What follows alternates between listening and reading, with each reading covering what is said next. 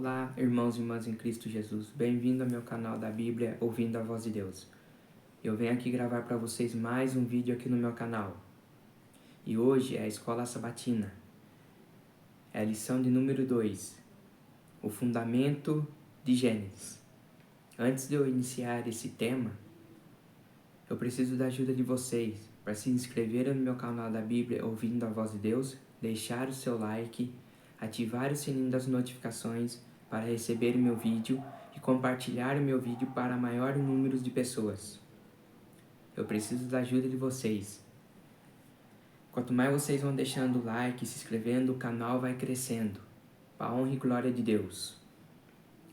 Então vamos aqui para a lição de número 2 da Escola Sabatina, o Fundamento de Gênesis. E o verso áureo, ou verso para memorizar, como vocês preferirem, diz assim: No dia seguinte, vendo que Jesus vinha em sua direção, João disse: Eis o Cordeiro de Deus que tira o pecado do mundo. Está lá em João, capítulo 1, verso 29. Um dos principais problemas com muitas interpretações atuais das profecias do Apocalipse é que elas falham em compreender como o Apocalipse utiliza o Antigo Testamento. O autor bíblico estava familiarizado com o Antigo Testamento, utilizou conceitos que eram bem conhecidos por seu público. Embora seja importante pesquisar toda a Bíblia em busca de passagens que se relacionem com o texto do Apocalipse que estamos estudando, algumas passagens específicas nos ajudam a compreender esse livro de forma mais eficaz. Isso particularmente verdadeiro em relação ao livro de Gênesis, que revela como nosso mundo chegou ao caos do pecado. Quase todos os conceitos fundamentais mencionados no Apocalipse aparecem de alguma forma nos primeiros capítulos da Bíblia. Nesta semana, vamos estudar alguns dos grandes conceitos que estão no centro da mensagem do Apocalipse. Vamos selecionar apenas alguns para ilustrar a importante verdade que compreender os fundamentos do Antigo Testamento por trás do Apocalipse nos permite ver vários detalhes do texto bíblico. Cada um desses detalhes traz lições valiosas sobre a natureza da humanidade de Deus e do conflito que ocorre no universo. É, portanto, em nossa vida também. A parte do domingo, o princípio da primeira menção. A maioria dos cursos de graduação começa com disciplinas gerais que abordam questões básicas e amplas, formando a base para estudos posteriores à medida que o aluno se aprofunda naquela área. Da mesma forma, quando lemos a Bíblia inteira, vemos que Deus também apresenta uma disciplina introdutória no livro de Gênesis, onde ele introduz ideias que serão tratadas em mais detalhes no restante da Bíblia. De modo geral, na primeira vez que um conceito ou símbolo é mencionado na Bíblia, especialmente nos capítulos iniciais de Gênesis, descobrimos que esses textos nos dão uma compreensão geral de tal conceito, o que nos ajuda a entender como ele é usado em outras passagens da Bíblia. Estudiosos se referem a isso como a lei da primeira menção, embora seja mais apropriado chamá-la de princípio ou padrão, em vez de lei, porque nem sempre se aplica e existem exceções à regra.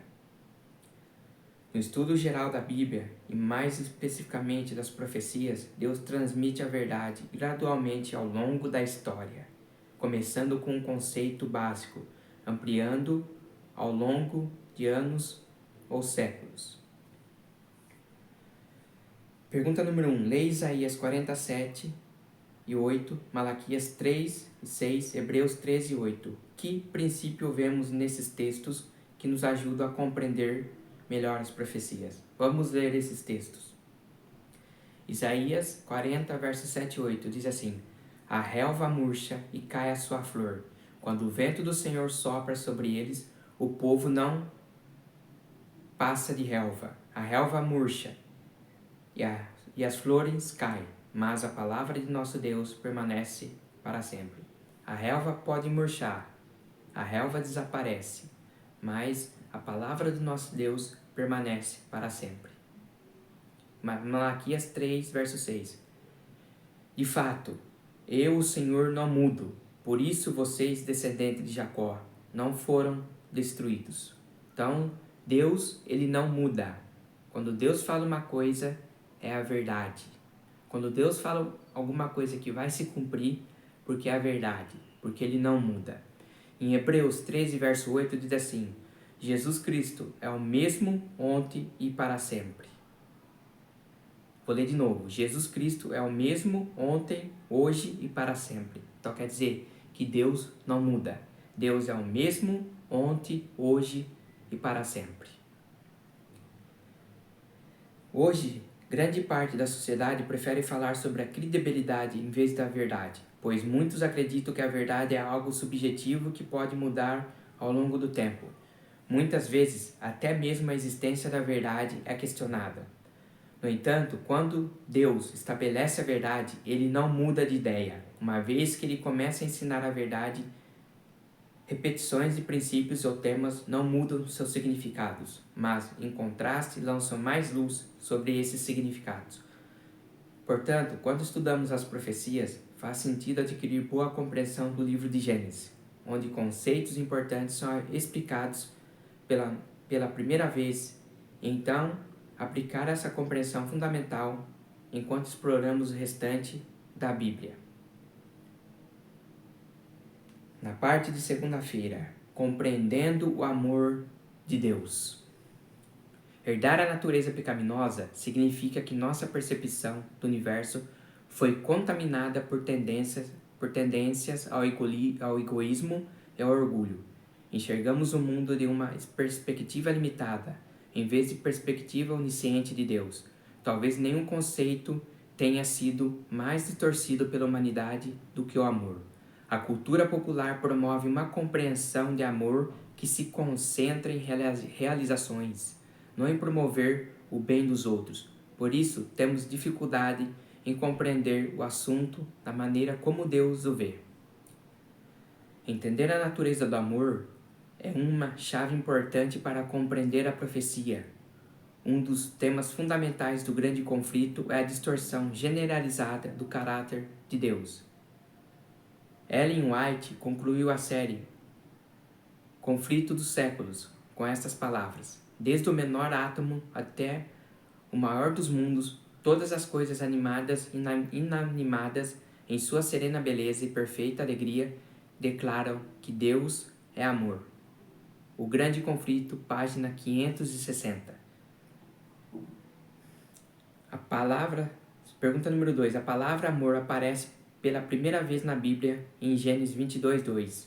O que essa história ensina sobre o amor de Deus em Gênesis 22, verso do 1 ao 13. Vamos ler Gênesis do 22, do 1 ao 13. Aqui fala que Abraão levou seu filho Isaque ao monte, que Deus mandou Abraão levar seu filho lá. Vamos ler aqui essa história.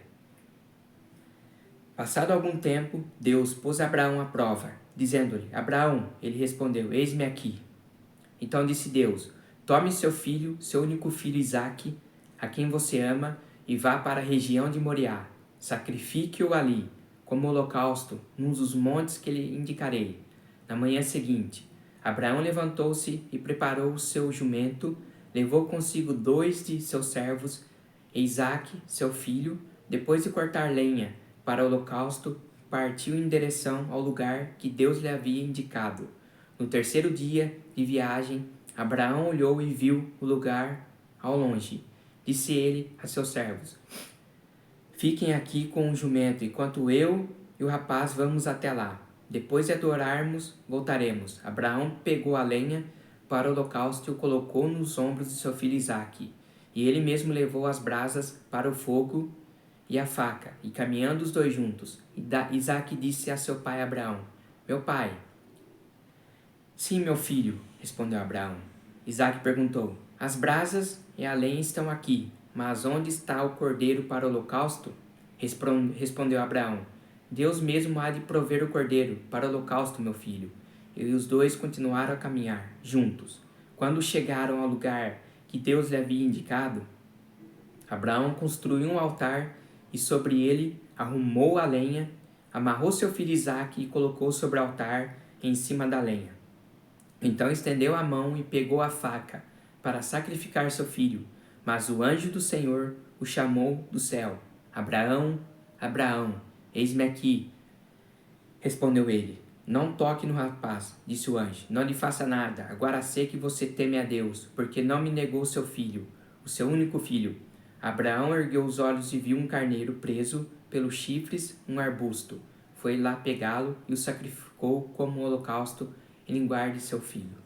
Então aqui fala que Abraão e Isaque. Abraão obedeceu a Deus. Abraão era um temente a Deus. E Deus falou, Abraão, vai para o monte, leve seu único filho a quem você ama e você vai sacrificá-lo para mim. E Abraão obedeceu. Abraão pegou o material dos holocaustos, a lenha, tudo. E quando chegou, colocou Isaque no altar, colocou a lenha. Quando Abraão ia para sacrificar Isaque, veio a voz do céu, do anjo. Abraão, Abraão, não precisa fazer isso, porque eu sei que você teme a Deus. Você me obedeceu. Você não me negou seu único filho. Agora está ali o cordeiro. Quem que era aquele cordeiro? Era Jesus Cristo, simbolizando Jesus Cristo. Abraão pegou aquele cordeiro e sacrificou, derramou seu sangue. Isso mostra o amor de Deus para nós. Que Deus lá na frente ia mandar Jesus Cristo morrer em nosso lugar. Jesus é seu cordeiro que tira o pecado do mundo. Quando nós lemos no verso áureo, em João 1,29, quando João Batista viu Jesus, falou assim, eis o cordeiro de Deus que tira o pecado do mundo. Olha o amor de Deus. Essa história fala do amor de Deus para nós. Às vezes, além de encontrar a primeira ocorrência de um conceito na Bíblia, pode ser útil encontrar a primeira menção desse conceito nos livros específicos da Bíblia, especialmente nos Evangelhos. A primeira menção de amor em cada um dos Evangelhos está em Mateus 3,17, Marcos 1,11 e Lucas 3,22 e João 3,16. Diz assim, então uma voz do céu disse, este é meu filho amado em quem me agrado. Em Marcos 1,11, então veio dos céus uma voz, tu és o meu filho amado, em ti me agrado. Em Lucas 3,22, e o Espírito Santo desceu sobre ele em forma corpórea como pomba. Então veio do céu uma voz, tu és o meu filho amado, em ti me agrado. Então esses versos dizem que Deus ia enviar seu filho ao mundo. Que fala em João 3,16, porque Deus tanto amou o mundo que ele deu seu filho unigênito para que todo o que nele crer não pereça, mas tenha vida eterna. Então, aonde nós encontramos a vida eterna? É em Jesus Cristo. Jesus, quando ele voltar a esta terra, ele vai nos dar a vida eterna. Essa é a nossa esperança. Nós temos que levar isso para as pessoas. Não ficar só para nós. Continuando. Por exemplo, a primeira vez que João menciona o amor é bastante reveladora. Ela parece estar ligada à história de Isaque.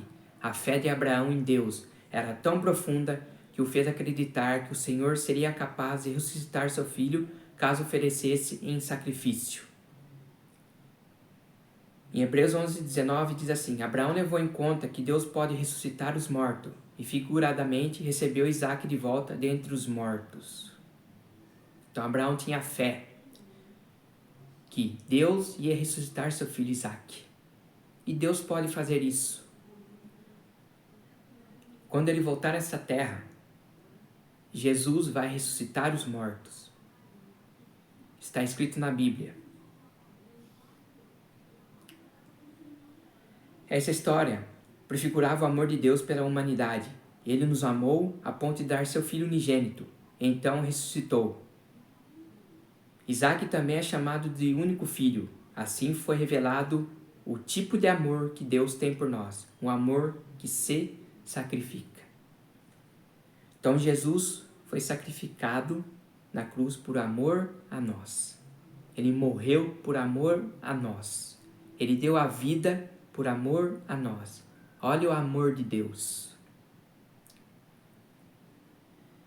Vamos para a parte de terça-feira. A pergunta de Isaque. Onde está o cordeiro? A primeira menção bíblica a um cordeiro em hebraico é Shé. ocorre na mesma história em que o amor é mencionado pela primeira vez em Gênesis 22. O cordeiro, claro, é um dos símbolos mais frequentes do Apocalipse, onde Jesus é chamado de cordeiro mais de 20 vezes. Em uma das cenas mais poderosas do Apocalipse, quando João Batista, não é João Batista, é João, que andou com Jesus, o apóstolo de Jesus. Quando João visita a sala do trono de Deus, nos capítulos 4 e 5, o cordeiro desempenha o papel central. Pergunta número 3.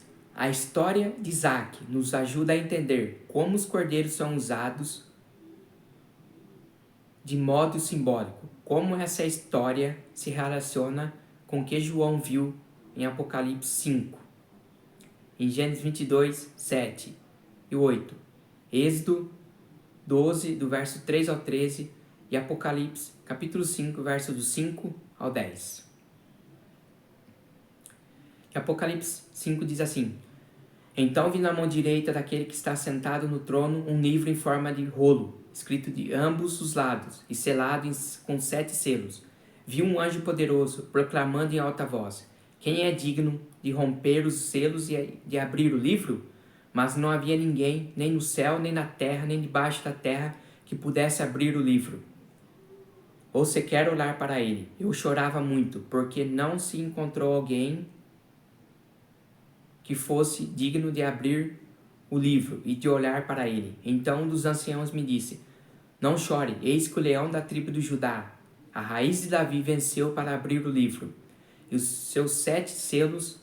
Depois vi um cordeiro que parecia ter estado morto, em pé, no centro do trono, cercado pelos 4 seres viventes e pelos anciãos. Ele tinha 7 chifres e 7 olhos, que são os 7 Espíritos de Deus enviados a toda a terra.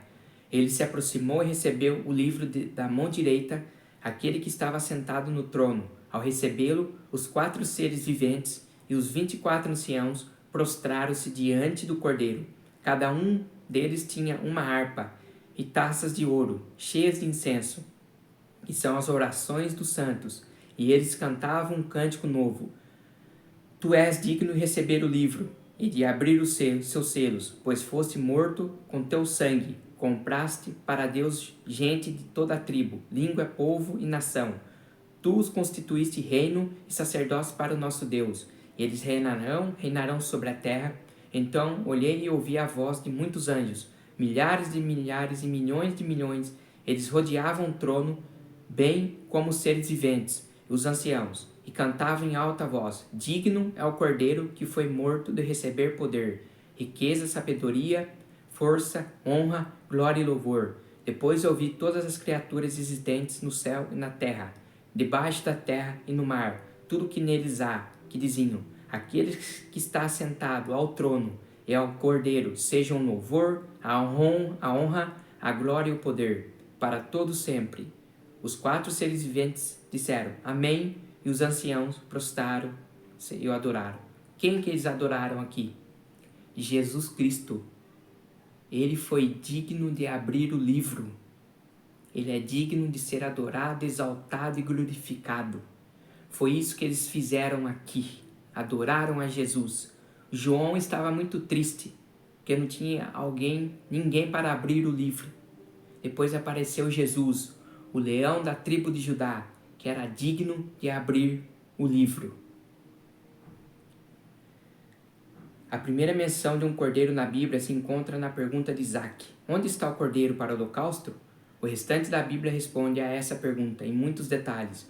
Os outros 38 livros do Antigo Testamento conduzem o leitor por um caminho em que a pergunta de Isaac é respondida com detalhes e de modo progressivo, desde os rituais da Páscoa até a ocupação da ilha de Araúna por Davi, e assim por diante.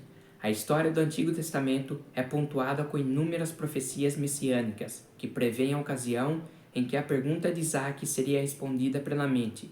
Então, no Novo Testamento, essa pergunta é respondida quando Jesus aparece em carne e osso, desenvolve um ministério entre seu povo e entrega sua vida em sacrifício da cruz. Na primeira menção de um cordeiro em João 1:29 a 34, Parece que João Batista estivesse respondendo à pergunta de Isaac, e o cenário não poderia ser mais apropriado. Pecadores se arrependiam e eram batizados, simbolizando a morte para o pecado e o início de uma nova vida. De repente, aparece Jesus, o Cordeiro de Deus, e os céus anunciam. Mateus 3,17. Então uma voz dos céus disse: Este é meu Filho amado, em que me agrado. Observe que uma voz do anjo do Senhor também anunciou do céu a solução para o problema de Abraão e Isaac. Quando juntamos todas as peças, fica claro que Jesus, o Cordeiro de Deus, é o nosso substituto. Isso ajuda na compreensão do Cordeiro morto visto por João. Vamos para quarta-feira, lidando com a morte. Talvez o aspecto mais cruel de viver em um mundo separado do Criador seja o fato de que a morte nos espreita. Ela é o salário do pecado. Em Romanos 6,23 diz assim: porque o salário do pecado é a morte, mas o dom gratuito de Deus é a vida eterna em Cristo Jesus, nosso Senhor. A penalidade que recebemos por termos sido desconectados da única fonte da vida, o Criador, assim a morte tem papel importante nas profecias, tanto sua realidade quanto, ainda mais importante, sua solução, encontrada apenas em Jesus, e em sua morte e ressurreição.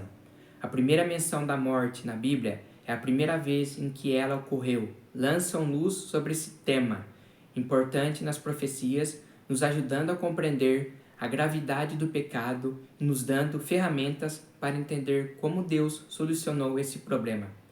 Pergunta de número 4. Qual foi a primeira menção e a primeira ocorrência de morte? Por que as pessoas morrem? Como Deus vê a morte? Qual é a solução para esse problema? Vamos ler. Gênesis, do 15 a 17. Capítulo 2, verso do 15 a 17. O Senhor Deus colocou o homem no jardim do Éden para cuidar dele e cultivá-lo. E o Senhor Deus ordenou ao homem: coma livremente de qualquer árvore do jardim, mas não coma da árvore do conhecimento do bem e do mal, porque no dia em que dela comer, certamente você morrerá. Em Gênesis capítulo 4, verso do 8 ao 15. Disse, porém, Caim a seu irmão Abel: vamos para o campo. Quando estavam lá, Caim atacou seu irmão Abel e o matou. Então o Senhor perguntou a Caim: onde está seu irmão Abel? Respondeu ele: não sei. Sou eu o responsável por meu irmão? Disse o Senhor: o que foi que você fez? Escute, da terra o sangue do seu irmão está clamando. Agora amaldiçoado é você pela terra, que abriu a boca para receber da sua mão o sangue do seu irmão. Quando você cultivar a terra, esta não lhe dará mais da sua força. Você será um fugitivo, errante pelo mundo. Disse Caim ao Senhor: meu castigo é maior do que posso suportar. Hoje me expulsa desta terra, e terei que me esconder da tua face. Serei um fugitivo errante pelo mundo. Qualquer que me encontrar me matará. Mas o Senhor lhe respondeu: não será assim. Se alguém matar Caim, sofrerá 7 vezes a vingança. E o Senhor colocou em Caim um sinal para que ninguém que viesse a encontrá-lo matasse. Em 1 Coríntios capítulo 15, verso do 15 ao 19, diz assim: Mas, mais que isso, seremos considerados falsa testemunha de Deus, pois contra ele testemunhamos que ressuscitou a Cristo dentre os mortos. Mas se de fato os mortos não ressuscitam, ele também não ressuscitou a Cristo. Pois se os mortos não ressuscitam, nem mesmo Cristo ressuscitou. E se Cristo não ressuscitou, inútil é a fé que vocês têm, e ainda estão em seus pecados. Neste caso, também os que dormiram em Cristo estão perdidos? Se é somente para esta vida que temos esperança em Cristo, somos de todos os homens os mais dignos de compaixão. Em Apocalipse 1,18, sou aquele que vive. Estive morto, mas agora estou vivo, para todo e sempre, e tenho as chaves da morte e do Hades. Então aqui, quem é aquele que vive? É Jesus Cristo. Em Coríntios 15, aqui fala que quem não crê na ressurreição é vã a vossa fé. Quem não crê que os mortos vão ressuscitar, também não creu que Jesus ressuscitou. Agora eu te pergunto, aquelas pessoas que morreram estão perdidas? Como que não vai acontecer a ressurreição? Se a Bíblia está falando em Coríntios 15, que vai ter a ressurreição, que vai acontecer a ressurreição. Cristo, ele ressuscitou. Em Apocalipse 1,18 fala, aquele que vive. Quem é aquele que vive? É Jesus. Ele tem a chave da morte e do Hades. Somente Jesus, ele pode tirar a pessoa que morreu do Hades, que é a sepultura, é o inferno. Somente Jesus pode tirar aquela pessoa que morreu de lá. Mas aquelas pessoas que morreram em Cristo vão ser ressuscitadas. Então a ressurreição, ela vai acontecer. A Bíblia nos deixa claro isso. Alguns dizem que a morte é simplesmente parte da vida. Isso não é verdade. A morte é o oposto da vida. A destruição da vida é uma intrusa que nunca deveria ocorrer. Mesmo que estejamos acostumados com a morte, nosso coração protesta quando nos deparamos com ela, como se a humanidade percebesse de modo coletivo que existe algo fundamentalmente errado com a morte. Há alguns casos de morte que parecem ainda mais trágicos, como a morte de uma criança. Na maioria das vezes, esperamos que os pais morram antes dos filhos, pois essa é a ordem natural das coisas. Contudo, a primeira morte registrada nas Escrituras vai contra o padrão normal. Antes de Adão e Eva morrerem, eles vivenciaram a tragédia da morte, quando seu filho justo foi morto pelo irmão ímpio. Foi uma morte especialmente injusta. Jesus, o justo, foi morto pelos ímpios, assim como Abel. Que morte poderia ter sido mais injusta do que a de Cristo? Que paralelos vemos entre a morte de Abel e a de Cristo? Como a morte de Abel nos ajuda a entender por que Jesus possui as chaves da morte e do Hades, que é sepultura. Em Apocalipse 1,18, diz assim, só aquele que vive, estive morto, mas agora estou vivo, para todo sempre, e tenho as chaves da morte e do Hades. Quem é que tem a chave da morte e do Hades? Que é sepultura. Hades é sepultura. Inferno, na Bíblia, é sepultura. Jesus, ele está vivo. Ele ressuscitou. E ele vai voltar. Ele vai ressuscitar os mortos com o poder da sua voz. Os mortos que morreram em Cristo vão ressuscitar. Sairão dos túmulos com um corpo glorificado. Somente Jesus pode ressuscitar a pessoa que morreu.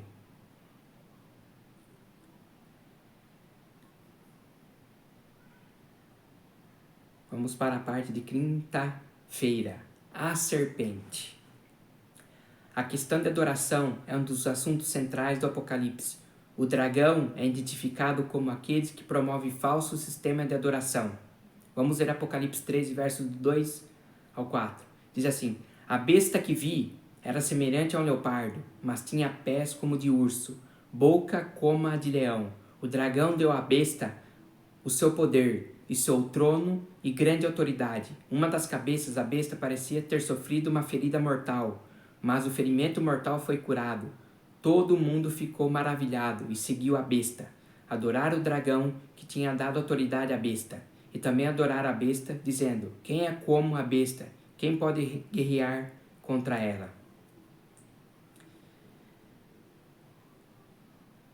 E não é por acaso que o Apocalipse o descreve como serpente. Essa imagem nos leva de volta ao Jardim do Éden, onde uma serpente entrou no paraíso e convenceu Adão e Eva a segui-la na rebelião contra o Criador. Gênesis 3, 1 ao 5. Diz aqui, ora, a serpente era mais astuto de todos os animais selvagens que o Senhor Deus tinha feito. E ela perguntou à mulher, foi isto mesmo que Deus disse, não comam de nenhum fruto das árvores do jardim. Respondeu a mulher, a serpente, podemos comer do fruto das árvores do jardim. Mas Deus disse, não comam do fruto da árvore que está no meio do jardim, nem toquem nele, do contrário vocês morrerão. Disse a serpente à mulher, certamente não morrerão. Deus sabe que nos dias que deles comerem, seus olhos se abrirão, e vocês, como Deus, serão conhecedores do bem e do mal. Então hoje, nós somos conhecedores do bem e do mal. Nós sabemos hoje, nós seres humanos sabemos o que é fazer o bem, o que é fazer o mal.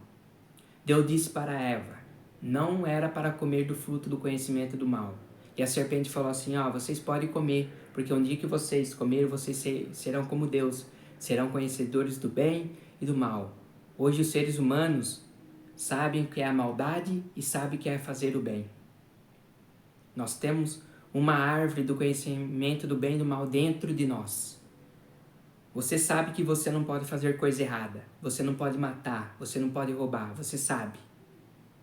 O ser humano sabe o que é fazer o bem, o que é fazer o mal. Agora Apocalipse 12, do verso 1 ao 9, olha o que diz aqui.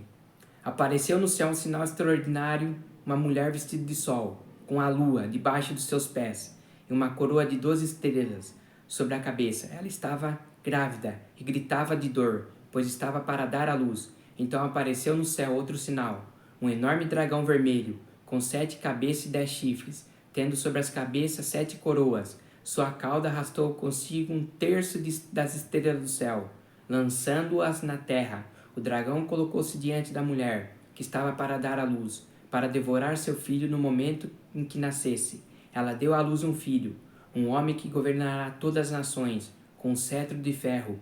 Seu filho foi arrebatado para junto de Deus e de seu trono. A mulher fugiu para o deserto, para um lugar que lhe havia sido preparado por Deus, para que ali a sustentasse durante 1260 dias. Houve então uma guerra nos céus. Miguel e seus anjos lutaram contra o dragão, e o dragão e seus anjos revidaram, mas esses não foram suficientemente fortes, e assim perderam o seu lugar nos céus. O grande dragão foi lançado fora. Ele é a antiga serpente chamada Diabo ou Satanás, que engana o mundo todo, e ele e seus anjos foram lançados à terra. Então, quem que é a serpente que entrou, que estava no Éden? É Satanás. Quem que enganou Eva? Satanás. Satanás enganou Eva no jardim do Éden, falando que ela poderia comer do fruto. E Eva comeu. Satanás enganou ela. Depois, Eva deu para Adão, seu marido, comeu. Foi aí que entrou o pecado no mundo, que houve o primeiro assassinato na Bíblia. Caim matando Abel. Olha o que aconteceu. Como entrou o pecado no mundo. E o diabo, que hoje é Satanás, que é a antiga serpente, ele está aqui na terra, junto com seus anjos. Eles estão aqui, na terra.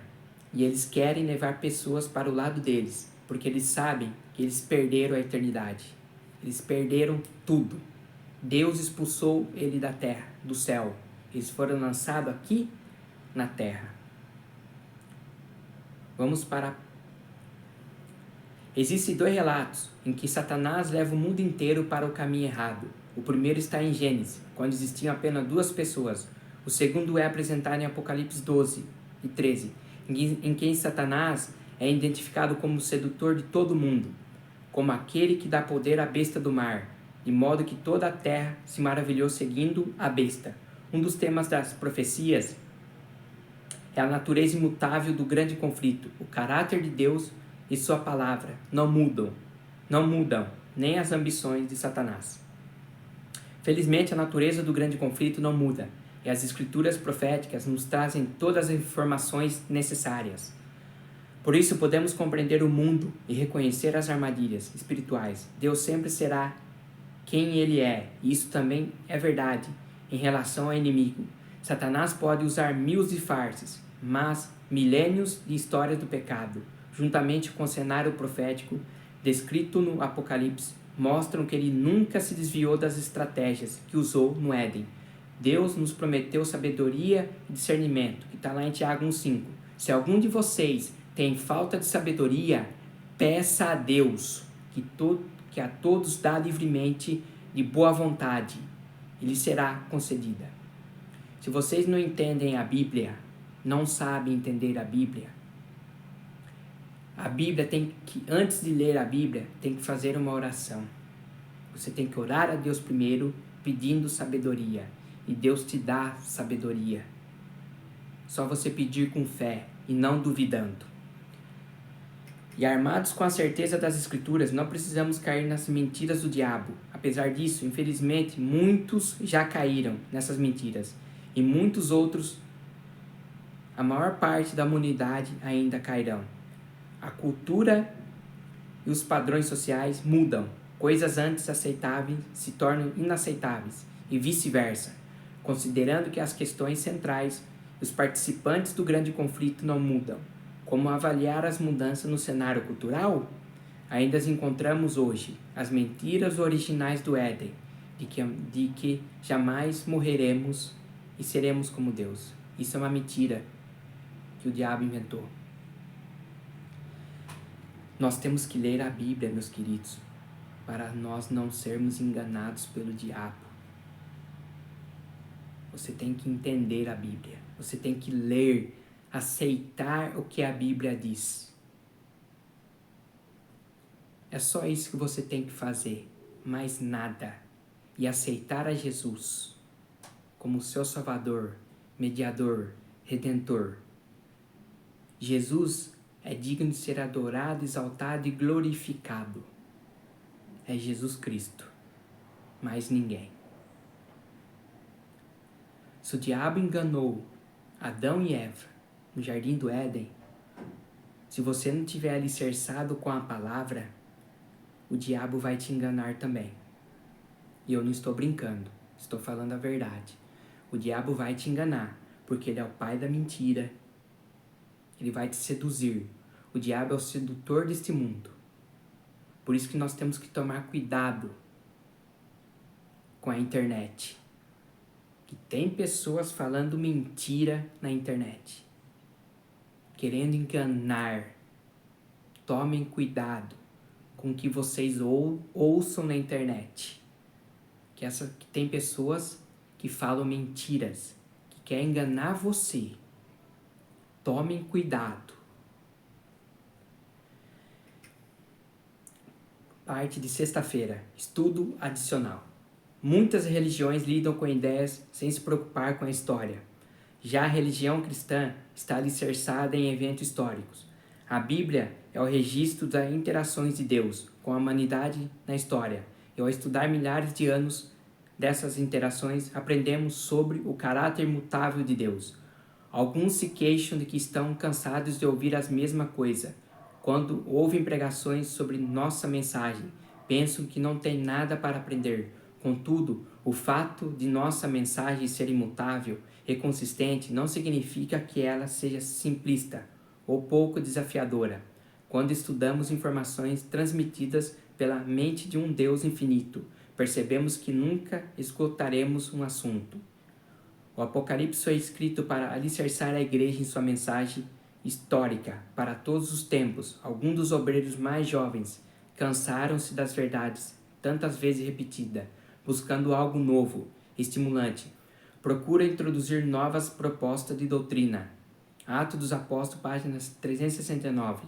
O Apocalipse é um livro sobre o futuro e sobre o passado, projetado para nos fortalecer na fé, para que não sejamos levados pelo desejo de buscar originalidade. Então, meus queridos, esse foi o estudo 2, da lição da escola sabatina, com o fundamento de Gênesis. Amanhã eu vou estar passando para vocês um auxiliar. Espera, ele vai abrir aqui.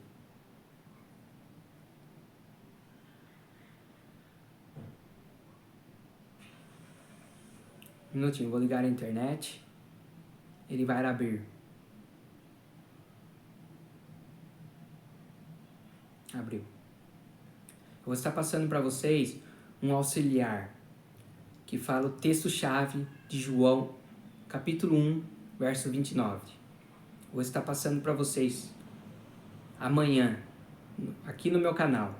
Eu vou estar falando para vocês sobre João, capítulo 1, verso 29, que tem o foco de estudo com Gênesis 22, verso do 1 ao 18. Amanhã eu vou estar fazendo esse vídeo para vocês. Que a graça do nosso Senhor Jesus esteja sempre em seus corações. Que vocês tenham uma boa semana na presença de Deus. Entregue a sua semana em Deus, que tudo vai correr bem. Deus está do nosso lado a todo momento. Ele nos fortalece. Quanto mais vocês procuram Deus dentro da Bíblia Sagrada, vai aumentando a fé de vocês. Que Deus abençoe, que a graça do nosso Senhor Jesus esteja sempre em seus corações. Mais uma vez, boa semana para vocês.